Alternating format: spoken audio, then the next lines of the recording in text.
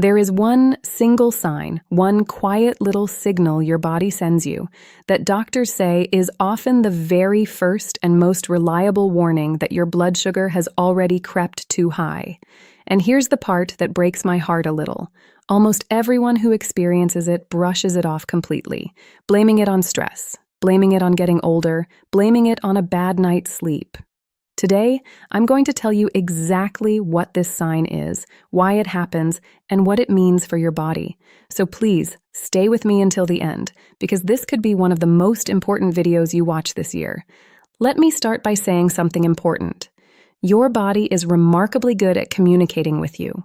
It rarely lets something serious happen without sending you some kind of warning first.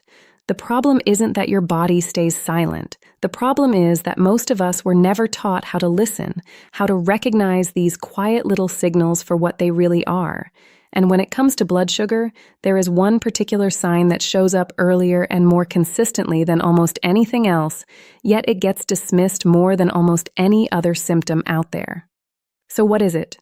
The number one sign that your blood sugar is already running too high is constant, nagging fatigue, especially that heavy, foggy tiredness that hits you after eating a meal. Not just normal tiredness at the end of a long day. I'm talking about that specific kind of exhaustion that creeps in 20 to 30 minutes after you finish eating. The kind that makes you want to lie down on the couch, the kind that makes your eyelids feel heavy even though you just woke up a few hours ago, the kind where your brain feels like it's moving through fog. Most people call this a food coma and laugh about it. They blame it on eating too much or eating too fast or just being tired in general.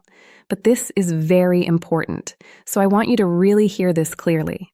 That specific pattern of fatigue, especially after meals containing carbohydrates like bread, pasta, rice, or sugary foods, is very often one of the earliest and clearest signs that your blood sugar is spiking too high and then crashing too hard, leaving your cells starved for usable energy, even though there's actually plenty of sugar floating around in your bloodstream. Let me explain why this happens in the simplest way possible, because once you understand the mechanism behind it, everything starts to make sense. When you eat food, especially carbohydrates, your body breaks it down into glucose, which is just a fancy word for sugar, and that sugar enters your bloodstream. Your pancreas then releases a hormone called insulin, and insulin's job is to act like a key, unlocking the doors of your cells so that sugar can move out of your blood and into your cells, where it gets used as energy. When this system works smoothly, you eat a meal, your blood sugar rises gently, insulin escorts that sugar into your cells, and you feel a steady, comfortable level of energy. But here's what happens when your body starts struggling with this process, something doctors call insulin resistance, which becomes increasingly common as we move through our 50s, 60s, and beyond. Your cells start to become less responsive to insulin's signal. The key doesn't turn as smoothly in the lock anymore. So your pancreas, sensing that sugar isn't being absorbed properly, pumps out even more insulin, trying desperately to force that door open. This creates a situation where you actually have both high blood sugar and high insulin floating around in your bloodstream at the same time. And this combination is exactly what creates that heavy, foggy, after-meal exhaustion so many people experience and dismiss every single day. This is very important, so let me say it again in a different way, because repetition really helps this sink in. Your blood sugar rises after eating.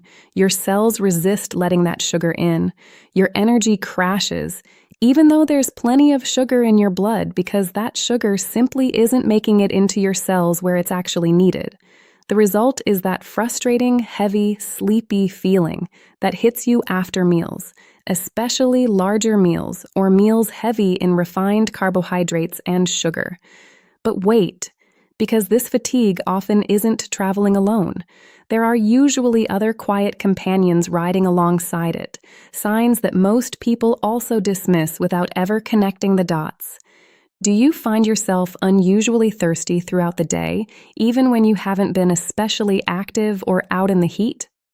When blood sugar runs high, your kidneys work overtime trying to filter that excess sugar out of your blood, and that process pulls extra water from your body, leaving you feeling thirstier than usual. Do you notice you're needing to use the bathroom more frequently, especially waking up once or twice during the night? That's connected to the very same process, your kidneys pulling more fluid through your system to manage that extra sugar. Do you experience moments throughout the day where your vision seems to blur slightly, then clear up again, almost like waves coming and going rather than something constant? High blood sugar can actually cause temporary swelling in the lens of your eye, affecting your ability to focus clearly, and this tends to come and go depending on how high your blood sugar happens to be at any given moment. Most people don't realize this, but slow healing cuts, more frequent infections, or that tingling, slightly numb sensation in your feet or hands can also be connected to blood sugar that's been running high for a while. Elevated blood sugar affects circulation and nerve function over time, which directly impacts how efficiently your body heals and fights off illness. I share all of this with you not to frighten you, but because I want you to truly understand the full picture, so that fatigue you've been dismissing for months, maybe even years, finally starts to make sense within a much bigger story your body has been quietly trying to tell you. So let's talk about why this happens in the first place, because understanding the causes is just as important as recognizing the signs. Diet plays an enormous role here, and I want to be gentle and honest with you about this, because food carries so much emotional weight in all of our lives. Refined carbohydrates, white bread, white rice, pastries, sugary cereals, sodas, and heavily processed snacks break down into sugar very quickly inside your bloodstream. Picture dropping a spoonful of sugar directly into a glass of water. It dissolves almost instantly. That's very similar to what happens when you eat these refined carbohydrates. Your blood sugar shoots up rapidly, your body scrambles to manage that sudden flood, and then it often crashes back down just as quickly, leaving you feeling that heavy, foggy exhaustion we've been talking about. Portion sizes matter too, even with healthier foods. Eating very large amounts of carbohydrates in one sitting, even from whole grains or fruit, can still create a noticeable spike followed by a noticeable crash, especially if your body is already dealing with some degree of insulin resistance. Age itself plays a quiet but meaningful role as well. As we get older, our muscles naturally become somewhat less sensitive to insulin's signal, partly due to natural changes in body composition and partly due to becoming less physically active over the years compared to when we were younger. This is exactly why insulin resistance and blood sugar concerns become so much more common after the age of 50, even in people who never struggled with this earlier in life. Let's talk about stress, because this connection surprises so many people the first time they hear about it. When you're under chronic stress, whether it's worry about health, finances, loneliness, or family concerns, your body releases stress hormones like cortisol. And cortisol actually signals your liver to release more stored sugar into your bloodstream, preparing your body for a fight or flight response, even when there's no real danger present at all. For many people over 50, ongoing daily stress quietly keeps blood sugar elevated, even when their eating habits are otherwise reasonably good. Sleep matters here too, and this is something that doesn't get talked about nearly enough. Poor sleep, whether from insomnia, sleep apnea, or simply not getting enough hours consistently, has been shown to directly reduce how sensitive your body is to insulin, sometimes after just one night of poor rest. So if you're already dealing with that after-meal fatigue we talked about earlier, and you're also not sleeping well, those two factors can compound each other, making everything feel even more exhausting. And then there's simply moving less than we used to. Many people naturally become less physically active as they move into their 60s and beyond, whether due to joint discomfort, fatigue itself, or simply lifestyle changes like retirement. But here's the difficult cycle this creates. Less movement contributes to more insulin resistance, which contributes to more fatigue, which then makes movement feel even harder, creating a frustrating loop that can be tough to break without understanding what's actually happening. Now, let's talk about some simple, gentle, general awareness-based habits that may help support healthier blood sugar patterns, always remembering that any specific changes, especially if you're managing diabetes or taking medication, should be discussed with your own doctor first. Paying attention to how you combine foods at meals can make a real difference. Eating vegetables and protein before carbohydrates, even within the same meal, has been shown to help blunt that sharp blood sugar spike that would otherwise happen, creating a gentler, more gradual rise instead. Choosing whole grains over refined ones, brown rice instead of white, whole wheat bread instead of white bread, steel-cut oats instead of instant sugary versions can help slow down how quickly sugar enters your bloodstream, creating steadier energy rather than that spike and crash pattern.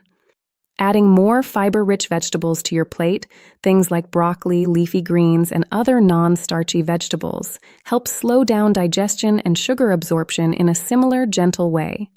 A short walk after meals, even just 10 to 15 minutes, can genuinely help your muscles use up some of that glucose from your bloodstream directly, almost like opening an extra door for sugar to exit through. Separate from insulin alone. Many people find that this simple habit noticeably reduces that heavy, sleepy feeling that normally follows a meal. Staying well hydrated throughout the day supports healthy kidney function and helps your body manage blood sugar more efficiently overall. And prioritizing good, consistent sleep, along with finding small, calming ways to manage daily stress, whether that's a short walk outside, quiet time with a cup of tea, prayer, or deep breathing, genuinely supports healthier blood sugar patterns over time, since both sleep and stress directly influence how your body responds to insulin. Let's talk now about why all of this truly matters, beyond just feeling tired after lunch. This is very important, so please really sit with this for a moment. When blood sugar runs high for months or years without being addressed, it doesn't just create that uncomfortable fatigue we've been discussing. Over time, it quietly damages blood vessels, nerves, eyes, kidneys, and the heart. This is exactly why unmanaged blood sugar concerns are so closely connected to vision problems, nerve damage, kidney disease, and heart disease later in life. These aren't just statistics. These are real, life-changing complications that affect real people, real families, every single day across this country. I share this with you not to frighten you, but because I genuinely care about you catching these quiet signals early, while there is still so much opportunity to make gentle, meaningful changes. The earlier you recognize what your body has been trying to tell you, the more power and choice you have in supporting your own health moving forward. So let's bring this all together now, nice and simply, the way we've been talking this whole time. That heavy, foggy exhaustion that hits you after meals isn't just normal tiredness or a sign of getting older. It's very often one of the earliest, clearest signs that your blood sugar is spiking too high and then crashing, especially when it's joined by other quiet signals like unusual thirst, frequent urination, blurry waves of vision, or slow healing. This pattern is commonly connected to insulin resistance, something that becomes increasingly common with age, refined carbohydrates, chronic stress, poor sleep, and reduced physical activity. Recognizing this pattern early and gently supporting your body through mindful eating, short walks after meals, better sleep, and stress management can make a real, meaningful difference over time. And if you've been experiencing this pattern regularly, please bring it up with your doctor, since a simple blood test can give you real clarity and real answers, rather than just guessing. Before we close today, I want you to know something important. The fact that you watched this entire video, that you took the time to really understand what your own body has been trying to tell you, says so much about who you are. You are someone who pays attention. You are someone who still has so much life to live, so many mornings to wake up feeling clear and energized, so many afternoons to spend present and engaged with the people you love, rather than fighting through fog and exhaustion. It is never too late to start listening more closely to these quiet signals, and it is never too late to make small, caring changes that genuinely support your energy and your health.